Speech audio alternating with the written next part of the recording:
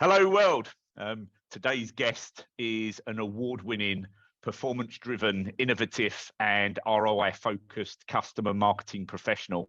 This gentleman has got over 12 years of experience in the industry through leading customer advocacy programs, lifecycle marketing, social media, digital advertising, event marketing, digital marketing, and community management. I don't think there's anything in that list that, I don't think there's anything left from a marketing perspective that this man hasn't done.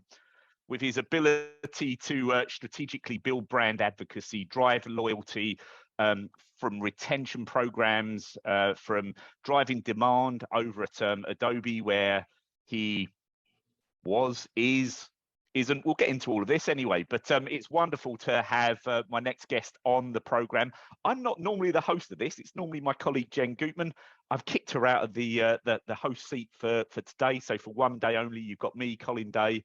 I'm the managing director of Oktopost business across Europe, Middle East, Africa, and Asia Pacific. But that's me. Let's welcome our guest. Please join me in welcoming the one and only, doesn't really require any introductions, Kevin Lau, best known as Global Head of Customer Advocacy at Adobe. Welcome to the show, Kevin. Thanks, Colin. That's a hard introduction to follow, but thank you so much. That was a lot of words for an introduction as well, my friend, right? It's like, how long have we known each other? We've known each other, 2015, about that? Yeah, it's definitely been a while. I remember the first time was when we worked on a video project when you're at FSI or FIS. I always get the letters mixed up. But yeah, that was a fun So do thing. I. Dyslexia is not an issue. Yeah. It's a real thing. It's a real thing. But hey, it's like happens to me all the time. So, Kevin, are you ready to get radically transparent for this amazing audience that we've got? Yeah, let's do it. Excellent. Let's do it. I've got a couple of questions for you, Kevin. And sure. Before we get into the meat and potatoes of it all, so can you give us a brief look at the professional journey that you've been on, right, and how you find yourself, in this world called customer marketing? Yeah. So I think my career started right out of college. I ended up starting to do essentially kind of like different types of consulting within the social media space. So back then, things like Facebook, Twitter, which we now take advantage of, it wasn't really established as a marketing medium back then. And so I learned from a bunch of different mentors and coaches on specifically how to leverage social platforms to be able to tell your story, drive impact, build brand awareness, influence others and all that kind of fun stuff. And so that's what I started doing early on in my career. And then eventually I started moving into the corporate world. One of my first jobs was working at Google doing community management. And so my role started to kind of evolve in what I was interested in. And from there, I started working at a bunch of different startup organizations, companies, which also kind of landed me at Marketo about 5.5 years ago. And back then, it was very, very much a, small company, about 900 employees.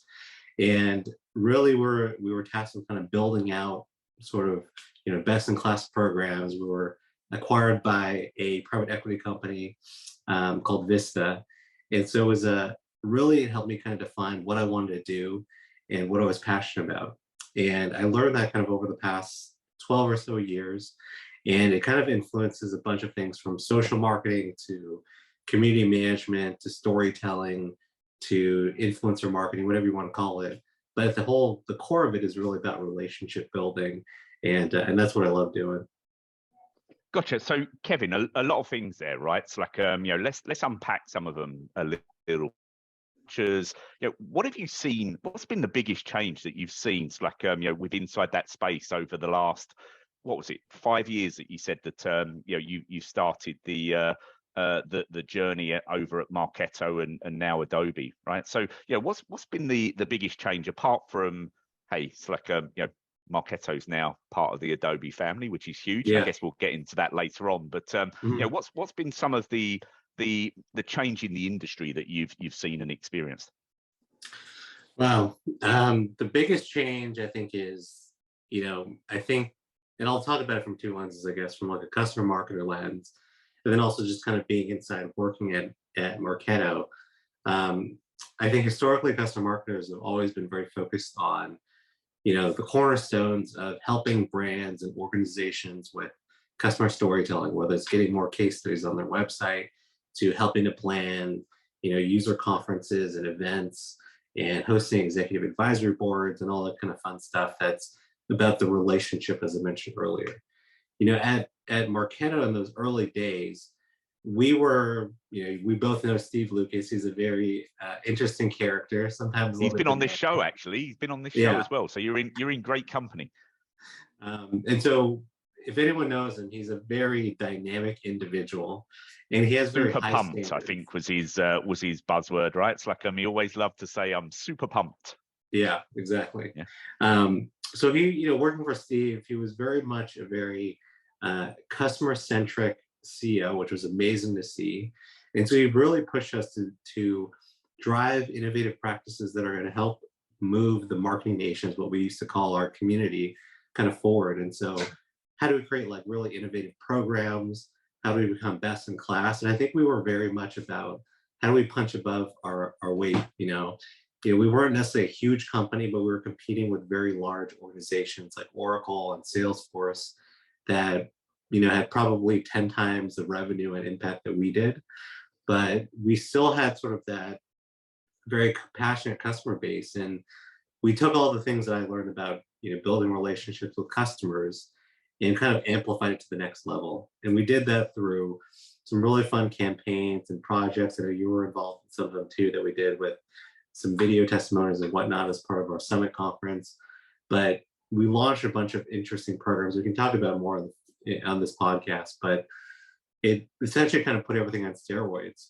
And then through that, essentially kind of 2 years or so, then we get acquired by Adobe, and then everything changes again. And so it's like we had to reinvent ourselves again, but we did it effectively because Adobe acquired Marketo at the end of the day because they didn't have that passionate customer base. And we were able to take those learnings and then apply it to the rest of the Adobe Experience Cloud business. And it's been a fantastic ride. I've loved every minute of it. Cool, excellent. So look, a lot there, right? It's like, but a man needs to sleep, right? Yeah. A man needs to sleep. But we can't always get to sleep when we get into our beds of a night, right? So, what is it that keeps you awake at night, Kevin, professionally, of course? Yeah, I think what keeps me awake is, I think from a B2B marketing standpoint, there's sort of this divide, if you will, there where, most folks that I work with tend to be on the demand marketing teams where their primary task with driving revenue, driving impact from a pipeline and lead generation standpoint, which most companies, especially if you're in a SaaS model, they somehow put so much emphasis on new logo acquisition, more so than I think that they put on customer retention and ensuring that their customers are happy and satisfied. And I think there's definitely a balance that every company I've ever worked at, there's sort of a 75%, 25% kind of rule where even though 75% of the revenue tends to come from existing customer renewals and like upsell, cross-sell, most of the budget and resources tend to go towards new logo acquisition. So it's something that I've been battling with both internally and talking to other colleagues across the board. And I think it's one of those things that's never going to be equal across customer and new logo. But I think what the pandemic has really showed us is that just if you don't support your customer base, they're going to leave you, right? They're going to find other places to help fill that void and get support for whatever they're trying to accomplish. And so I think it really put a point on, you can't take that for granted. And so it's something that I've been thinking about a lot just kind of recently over the past few years. Yeah, so, and I guess on the personal front, right, what keeps you awake at night, and we'll get into this more across the episode, I guess, but maybe starting from scratch and having to reinvent yourself, right? I mean, you talked about it's like eloquently already, right? In so much as Vista, you joined Marketo got acquired by got snapped up by Vista. Vista then sold Marketo on to Adobe. So you've had to go through a number of, just in that short 5-year period, right? You've had to go through a number of metamorphosis in that time. But I'm sure as we go across the next 10-15 minutes, we'll get into that because I've got a very, very specific question for you on it. Right? We're going to leave that. We're going to leave that little tease out there, Kevin. But look, another thing that you mentioned there, right, was the balance between driving revenue, acquiring new customers, and maintaining the existing customer relationship. In your opinion, what's the hardest part about driving revenue whilst protecting the current customer base? Yeah, that's an interesting question. I would say the hardest part is, I think sometimes, when you're looking at reports and you're looking at, just insights as far as your customers go, it's oftentimes your account reps or the folks that you're working with, they treat your customers just like a number. And I think you lose a little bit of the humanity in that, where, yes, I understand some customers are going to spend 10 times more than others, but I think it's important to make sure that you build those relationships that's foundational to everything you do with that client. Because I've been in multiple situations where a customer that I built a relationship with, they move on to another company, they have a choice to buy Marketo or Adobe products versus something else. And oftentimes what ends up winning is the fact that these are repeat customers that are with you for life. And so my philosophy with all this is that it's better to build a lifetime relationship with someone as opposed to just a transactional one where it happens just so you can make that commission or whatever. And I think sometimes we lose sight in that a little bit, based on what the target is in the quarter and hitting that revenue. But at the end of the day, you want to make sure that the customer is happy, because if they're not, then they're an angry customer is going to be much more vocal than someone that is just going to renew a one-time situation, right? So I try to use that as sort of my like North Star whenever I think about some of these ways that we can balance out the relationship, as well as making sure it's a win-win situation, so they get what they want, the team gets what they want as well, and it ends up working out for everyone. Yeah, and that's a great point, right? People buy from people, and people buy from people they like, right? It's like, right. So that brings me nicely onto the next question, right? It's like, Kevin, so at a certain point, marketing does come down to people, right? People, maths. You call it math, but we call it maths. I guess it's because there's more than one of them. But it comes down to people, maths, and a whole lot of process, right? But have we really lost as marketers the ability to humanize the customer experience? I think what ends up happening, especially and I've seen this both at small companies and large, we sometimes get so bogged down in the process that we sometimes forget what's going to be the best experience for the customer, right? Like, we want to follow certain rules and guidelines and processes, but sometimes it just becomes so cumbersome for the customer, and it becomes very difficult to do business with them, that they just end up having a terrible experience. And so I think it's really important, whether it's marketing or someone in customer success or someone that's responsible for the customer experience overall, to really kind of map out that journey holistically, because oftentimes there's 5-10 other people that are all kind of talking that same customer and client. And so the journey is never going to be linear, right? It's always going to be this like squiggly line sort of thing. And so having a little bit more coordination and just have insights into what does that whole journey from start to finish actually look like to help support them, when they need it most. It's not just when it's happening when they need to buy something, right? And I think that's often the case where actually it creates sort of that friction points. And so that's why I think folks like that are in a customer marketing role, it helps kind of provide that additional air cover to those account teams. So it's not always about money and transactions. It's about like, how do we help you build your brand? How do we help you, do more with the products that you already have? So Kevin, let's get radically transparent, mate. Right? It's like Yeah. let's get a little bit of a tidbit out there as we can. It's like for the audience. So you talked about like moving beyond the process there, right? It's like you've got to get beyond that process in order to get that humanization. It's like effect and aspect. What have you learned personally, right, about like going beyond and being able to get beyond the process that maybe you can share with the audience? Sometimes it deals a lot with, when you have a pissed off customer, you learn a lot about what's not working and how do you ultimately fix some of these basic things where it's really just about coordinating people more effectively, right? Usually when you have an account team, it could be a sales rep, it could be a CSM, it could be a consultant and a group of, 5 other folks. But sometimes they're just not talking to each other enough.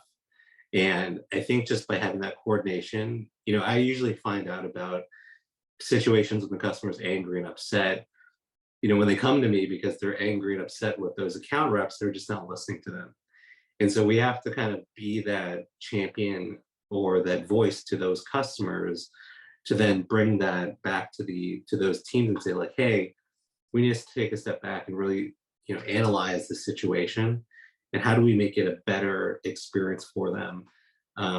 If they're giving us indications that they're angry and upset because, they've asked for some help on something that's been like 2 or 3 weeks now, just give them acknowledgement, treat them like an individual, right? I think everyone has to have those experiences where they call in to talk about, their internet service or their cell phone or whatever, and it's terrible, right? Like it takes 45 minutes just to get a hold of a live agent. Similar situation when you're talking to support and you're talking to people that treat that individual and that customer like they're basically brand new and they're like a moron when they've been using our technology for 20, sometimes 15 years. And so those are the types of situations I'm talking about where it creates sort of these crunchy situations where because you have that relationship, you hear those insights from the customer, they're willing to give you a second chance, based on hoping that you guys are going to make some improvements. But that's kind of just one kind of situation.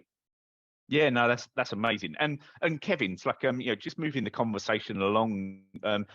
We said right at the very beginning, it's like questions I asked you was what keeps you awake at night, right? And I threw in there, it's like starting from scratch and reinventing yourself, right? So we talked a little bit about the the Marketo experience. So Adobe acquired Marketo back in 2018, and we read quite a lot, right? It's like more often than not, it's like excuse me, we see in the press news around acquisitions, right? And nobody really talks about the challenges that come along with an acquisition, right? So I've got 2 questions for you on that, just to draw upon your experiences of what you've seen, what you've been through, and what you've witnessed, right? That maybe can help the audience if they go through that type of scenario. So you unpack for us a little bit about what was the acquisition journey like for you as you moved from Marketo? You said it was 900 people when you started, and you then moved to that behemoth, which is Adobe. Yeah, so by the time we actually got acquired, I think we were around like 1,500 employees, and just naturally we became actual Adobe employees, I think in January 2019. So roughly, that's when all the paperwork was finalized. Within the first 6 months, they kind of let us alone or left us alone as like an individual sort of business unit, right? So Steve Lucas, he was still leading that organization. Just by natural attrition, people leave, of course. When Steve left, they started to kind of merge us into the broader Adobe Experience business. So for those that aren't familiar, Adobe essentially has like 2 primary organizations. One is digital media, which is the Creative Cloud, the document solutions, very much more consumer facing small business. And then you have the enterprise solutions where Marketo sits as part of Adobe Experience Cloud. It's part of like a mishmash of acquisitions over the past 15 or so years, ever since the Omniture acquisition back in the day. And so, Marketo, we were in kind of a unique situation because, one of the reasons I think they really bought us was because Adobe did not have a very well defined B2B marketing engine, like the expertise, the knowledge. They did some things well, but I think, when Sarah Kennedy kind of stepped up after Steve left, she took on a much larger remit where she was owning all of marketing for digital experience, which is a big undertaking, right? Like she went from a team of maybe, I don't know, 70, 80 marketers to now over 200, 200, 300 across Adobe. And so the scale is much larger, the remit is much larger. And I think what we had to kind of figure out is they left us alone where we were just kind of responsible for Marketo and that customer base. But eventually my remit changed where we were doing things so well that they gave us kind of a remit to take on supporting the rest of the solution base. And every solution was very different. We had some that were focused on analytics, some that were focused on developers, and of course, marketing automation. But then I think the part where acquisitions, where people, like you said, don't really talk about is just there is politics. There is sort of that internal, what do you call them, fiefdoms, where people want to have protection over what they do and their remit. And looking back on it, some of the stuff was we had these conversations that were very stupid, but a lot of it's ego based, right? Where people have control over what their little area that they've been doing for now 5, 10 years in some situations. And now we have like these new kids on the block where they're trying to disrupt things a bit. And so when they talk about digital transformation, that's very much part of that whole right in the middle of where the action takes place. It's not just the technology and the MarTech solutions, it's very much the people and the orientation of how they work together and they solve problems and challenges. And I remember there were some points where some teams had sort of like similar type of customer roles, but it wasn't as well defined. And so there were moments where we had to kind of have these meeting of the mind sort of things, where we kind of just laid out everything. We talked about what's each person's remit, and we kind of established that actually helped us establish sort of a center of excellence around all things customer engagement and customer experience. And that really helped us kind of propel our momentum and our career forward from there. But it was Gotcha. definitely. No, that's amazing, and thanks for sharing that. I mean, one thing that Marketo was known for, right? You talked about the marketing nation. You talked about really building that tribe and building that that customer passion, right? It's like, not that I'm saying go and cut a Marketo client in half, but if you did, they probably bled purple. Yeah. Right. It's like as you go through an acquisition, right? As you moved from Marketo to Adobe, how did you ignite or reignite or keep the flame, of that customer passion that was so evident inside the Marketo client portfolio? How did you keep that alive, or how did you reignite it? It's like post the acquisition period. Yeah, I think you from the very beginning you told me be radically transparent. Well, I'll be radically transparent about some of these things. So I'll give you two situations. One, Marketo before acquisition, because I think that's a critical point too. When I joined, we were a publicly traded company, if you remember, back in the day. And then when Vista took over, most people perceive private equity firms as companies that are going to slash and save money. They're going to lay off people. And so there was definitely this fear and this anxiety about being part of a private equity firm. And from a customer lens, they also felt the same thing. Like, are you guys going to continue to invest in Marketo, or are you just going to rip it apart and sell it off to different, companies and whatnot? And so we had to deal with sort of like reigniting customer passion back then, where a lot of the customers, I remember this very moment where probably about 40 or 50 of our most passionate customers, which we call like Marketo champions at the time, they sent this letter to Steve Lucas. Basically, it was a letter saying, more or less like, hey, we're worried about the direction of the company. We want to know, and we want to have reassurances that you guys are going to invest in the solution and the products. And I remember that kind of resulted in a bunch of different, PR nightmares and situations that we had to kind of uncover from there. but it's kind of setting up those expectations with the customers. And so early on, I literally had to just talk to them and find out specifically what's working, what do we need to make improvements on, and that creates sort of the foundation, right? We had to kind of understand what could we do to make the situation better. I mean, yes, we still had very passionate customers, but people were just not listening to them. And so that was the very basis before we could even go to the Adobe acquisition. Then if you kind of flip over, let's say 2019 timeframe, similar situation because customers were worried about Adobe doing the same thing, ripping apart Marketo, losing the identity.